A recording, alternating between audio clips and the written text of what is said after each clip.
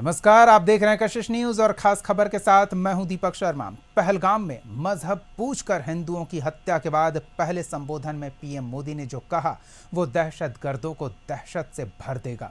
पंचायती राज दिवस पर आयोजित कार्यक्रम से पीएम मोदी ने देश और दुनिया को क्या संदेश दिया वो हम बताएंगे। साथ ही देखेंगे पीएम ने बिहार को क्या सौगात दी और सीएम नीतीश कुमार ने मंच से क्या कहा। तो अगले आधे घंटे तक बने रहिए हमारे साथ। और पहले खबर आतंक के खिलाफ पीएम मोदी के हुंकार की। अभी साल में पीएम मोदी दूसरी बार बिहार पहुंचे। मौका रहा पंचायती राज दिवस पर आयोजित कार्यक्रम का। झंझारपुर के बिंदेश्वर मैदान में बड़ा मंच सजा। ये कार्यक्रम हुआ जम्मू कश्मीर के पहलगाम आतंकी हमले के 2 दिन बाद। तो पीएम मोदी ने श्रद्धांजलि के साथ अपने संबोधन की शुरुआत की। मैं आप सबसे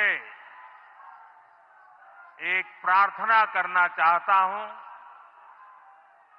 आप जहां हैं वहीं अपने स्थान पर बैठे रह करके ही, खड़े होने की जरूरत नहीं है, बैठकर ही 22 तारीख को जिन परिवारजनों को हमने खोया है,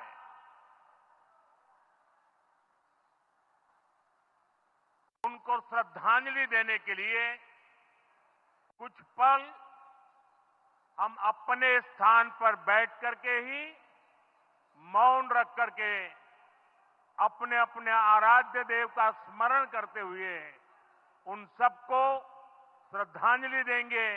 उसके बाद मैं आज अपनी बात प्रारंभ करूंगा।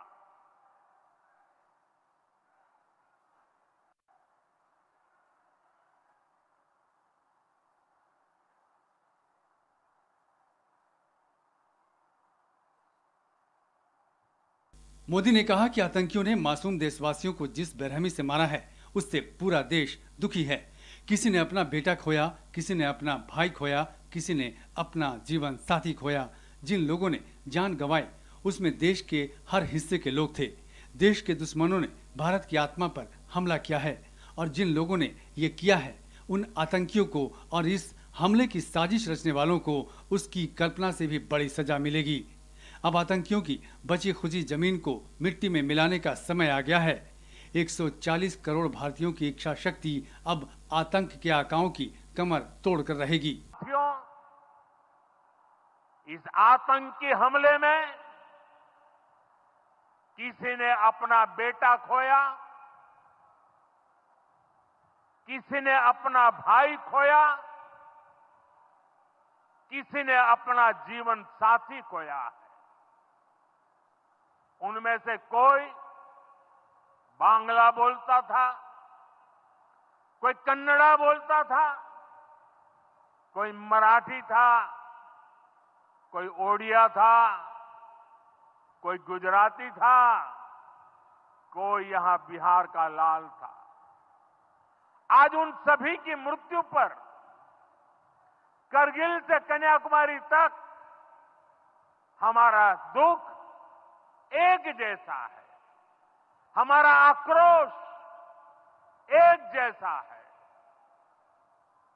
ये हमला सिर्फ निहत्थे पर्यटकों पर नहीं हुआ है। देश के दुश्मनों ने भारत की आत्मा पर हमला करने का दुस्साहस किया है। मैं बहुत स्पष्ट शब्दों में कहना चाहता हूं, जिन्होंने ये हमला किया है उन आतंकियों को और इस हमले की साजिश रचने वालों को उनकी कल्पना से भी बड़ी सजा मिलेगी। सजा मिलकर के रहेगी।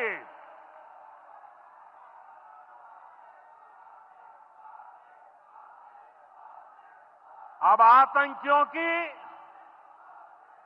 बची खुची जमीन को भी मिट्टी में मिलाने का समय आ गया है।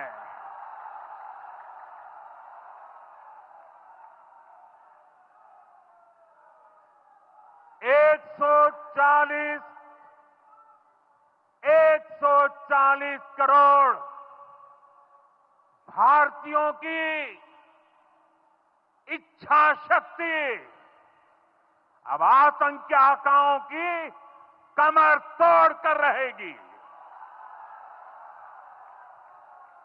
आतंकी के खिलाफ कार्रवाई का ये संदेश देश और दुनिया तक पहुंचे, इसलिए पीएम मोदी ने अंग्रेजी में भी संबोधन दिया ताकि आतंकियों और उनके रहनुमाओं तक सीधा संदेश पहुंचे। Today, from the soil of Bihar, I say to the whole world, India will identify, track and punish every terrorist and their backers. We will pursue them to the ends of the earth. India's spirit will never be broken by terrorism. Terrorism will not go unpunished. Every effort will be made to ensure that justice is done.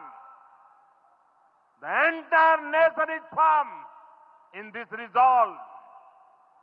Everyone who believes in humanity is with us.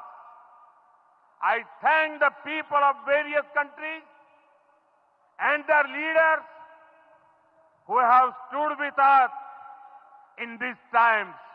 इससे पहले प्रधानमंत्री नरेंद्र मोदी ने महात्मा गांधी और राष्ट्र कवि रामधारी सिंह दिनकर को याद करते हुए पीएम ने पंचायतों के लिए किए गए काम का जिक्र किया। पंचायतों के विकास के लिए हुए काम की चर्चा करते हुए पीएम ने कहा कि पिछले 10 वर्षों में 30,000 नए पंचायत भवन बनाए गए, पंचायतों को पर्याप्त फंड दिया गया, 10 वर्षों में 2 लाख करोड़ का फंड पंचायतों को दिया गया है, गांव के विकास में पैसा लगाया गया, भूमि विवाद के समाधान के लिए रिकॉर्ड का डिजिटलीकरण किया जा रहा है और पंचायतों ने सामाजिक भागीदारी को बढ़ाया है। आज राष्ट्र कवि रामधारी सिंह दिनकर जी की पुण्यतिथि भी है। मैं उन्हें विनम्र श्रद्धांजलि अर्पित करता हूं। साथियों, बिहार वो धरती है जहां से पूज्य बापू ने सत्याग्रह के मंत्र का विस्तार किया था। पूज्य बापू का दृढ़ विश्वास था कि जब तक भारत के गांव मजबूत नहीं होंगे तब तक भारत का तेज विकास नहीं हो पाएगा। देश में पंचायती राज की परिकल्पना के पीछे यही भावना है। बीते दशक में पंचायतों को सशक्त करने के लिए एक के बाद एक कदम उठाए गए। टेक्नोलॉजी के माध्यम से भी पंचायतों को मजबूत किया गया। पीएम मोदी ने एक बार फिर मुख्यमंत्री नीतीश कुमार की प्रशंसा की। पंचायतों में महिलाओं को आरक्षण की चर्चा करते हुए पीएम ने कहा कि इससे गरीब, दलित, ओबीसी को आरक्षण मिला, जो सच्चा सामाजिक न्याय और सच्ची सामाजिक भागीदारी है और लोकतंत्र ज्यादा से ज्यादा भागीदारी से ही समृद्ध होता है। पंचायतों ने कैसे सामाजिक भागीदारी को सशक्त किया। बिहार देश का पहला राज्य था जहां महिलाओं को इनमें 50% आरक्षण की सुविधा दी गई और इसलिए मैं नीतीश जी का अभिनंदन करता हूं। आज बहुत बड़ी संख्या में गरीब, दलित, महादलित, पिछड़े, अति पिछड़े समाज की बहन बेटियां बिहार में जनप्रतिनिधि बनकर सेवाएं दे रही है और यही सच्चा सामाजिक न्याय है, यही सच्ची सामाजिक भागीदारी है। प्रधानमंत्री ने कहा कि ग्रामीण अर्थव्यवस्था को नई गति मिली है। गांवों में गरीबों के घर बने, सड़कें बनी, गैस कनेक्शन पहुंचा, पानी का कनेक्शन पहुंचा, शौचालय बने, गांव में लाखों करोड़ रुपए पहुंचे हैं, रोजगार के नए अवसर भी बने हैं। मजदूर, किसान और गाड़ी वाले से लेकर दुकानदार तक सबको कमाई के नए मौके मिले हैं। उस समाज को सबसे ज्यादा फायदा हो रहा है जो पीढ़ियों से वंचित रहे हैं। पीएम आवास योजना का लक्ष्य है देश में कोई भी गरीब परिवार बेघर ना हो, सबके सिर पर पक्की छत हो। बीते दशक में ग्रामीण अर्थव्यवस्था को नई गति मिली है। गांवों में गरीबों के घर बने, सड़कें बनी, पक्के रास्ते बने हैं, गांवों में गैस कनेक्शन पहुंचे, पानी के कनेक्शन पहुंचे, शौचालय बने हैं।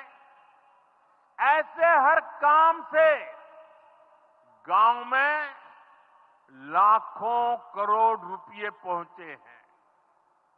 रोजगार के नए अवसर भी बने हैं। मजदूर से लेकर किसान और गाड़ी वाले से लेकर दुकानदार तक सबको कमाई के नए मौके मिले। मिथिला के कोसी इलाके में बाढ़ से होने वाली तबाही की चर्चा करते हुए प्रधानमंत्री ने कहा कि बाढ़ के प्रकोप को कम करने के लिए 11,000 करोड़ रुपए खर्च किए जाएंगे। बूढ़ी गंडक, कोसी पर बांध बनाए जाएंगे जिससे किसानों के खेत तक पानी पहुंचेगा। जानते हैं मिथिला का कोसी का एक क्षेत्र बाढ़ से बहुत परेशान रहा है। सरकार बिहार में बाढ़ के प्रकोप को कम करने के लिए 11,000 करोड़ रुपए खर्च करने वाली है। इससे बागमती, धार, बूढ़ी गंडक, कोसी पर बांध बनेंगे। इससे नहरों का निर्माण होगा, नदी के पानी से सिंचाई की व्यवस्था होगी और हर किसान के खेत तक पानी पहुंचाने का इंतजाम भी होगा। यानी अब बाढ़ की परेशानी भी कम होगी, खेतों तक पर्याप्त पानी भी पहुंचेगा। पहलगाम आतंकी हमले के बाद प्रधानमंत्री का ये पहला सार्वजनिक कार्यक्रम था जिसमें 13,480 करोड़ की योजनाओं का शिलान्यास और उद्घाटन किया गया। साथ ही सहरसा मुंबई अमृत भारत ट्रेन, जयनगर पटना के बीच नमो भारत ट्रेन को हरी झंडी दिखाई गई। इसके अलावा प्रधानमंत्री आवास योजना के 15 लाख लाभार्थियों को स्वीकृति पत्र दिया गया और 1 लाख ग्रामीणों के साथ 54,000 शहरी मकानों के गृह प्रवेश का प्रतीकात्मक आयोजन किया गया। ब्यूरो रिपोर्ट, कशिश न्यूज। ब्रेक के बाद स्वागत है आपका। बढ़ते हैं आगे। पीएम ने आतंकियों को सीधा संदेश दिया तो सीएम नीतीश कुमार ने भी कहा कि पहलगाम आतंकी हमले ने पूरे देश को झकझोर कर रख दिया है और पूरा देश आतंकवाद के खिलाफ लड़ाई में एकजुट है। मुख्यमंत्री ने एक बार फिर महागठबंधन के साथ जाने को अपनी गलती बताई और अब हमेशा के लिए एनडीए के साथ रहने की बात कही और विपक्ष पर निशाना भी साधा। जम्मू कश्मीर के पहलगांव में आतंकी हमले हुई जिसमें कई लोगों की मृत्यु हो गई, जो काफी दुखद है। यह घटना निंदनीय है। हम शोक संतप्त परिवारों के प्रति संवेदना व्यक्त करते हैं। हम आपके साथ हैं और पूरा देश आतंक के विरुद्ध एकजुट है। इन सब के लिए हम आदरणीय प्रधानमंत्री जी का आभार व्यक्त करता हूं। साथ रहे हैं और उसके अलावा बीच में हम गड़बड़ कर दिया हमारे पटिया वाला, और यहीं बैठे हुए हैं। अब इन्हीं से पूछिए तो ये सब तो फिर बाद में इन्हीं को लगा है कि वो गड़बड़ है, उसको छोड़ दिए। अब हम लोग कभी उसके साथ नहीं जा सकते हैं और सब गड़बड़ किया है और उस सबको इसीलिए उसके खिलाफ है ना हम लोग लड़े थे जी। पहली बार 2005 में कितना बढ़िया से लड़े थे। ये तो साथी थे और खूब बढ़े थे, अध्यक्ष थे हमारे पार्टी के, तो इसीलिए एक तरह से काम हुआ।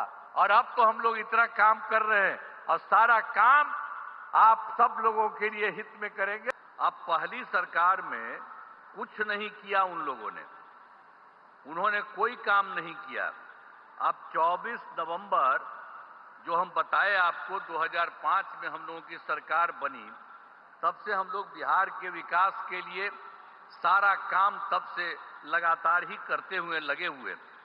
आप जान लीजिए कि सभी क्षेत्रों जैसे शिक्षा, स्वास्थ्य, सड़क, बिजली, पानी पर का भी काम किया गया है। ये उनकी सरकार नहीं थी उसी समय, तो हम 24 की, उसके पहले उन लोगों का क्या था 24। तो इसीलिए हम लोगों ने जो काम शुरू किया, तो इसलिए हमको बताया कि तुरंत हम 34 लाख किए।